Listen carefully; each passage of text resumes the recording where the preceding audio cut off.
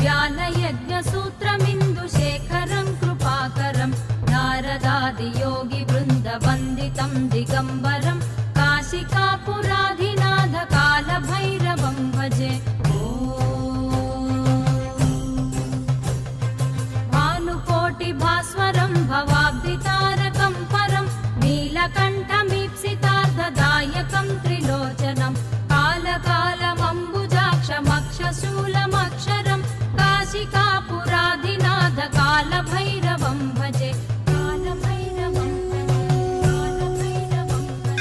शूलटङ्कपाशदण्डपाणिमादिकारणं श्यामकायमादिदेवमक्षरं निरामयं भीमविक्रमं प्रभुं विचित्रताण्डवप्रियं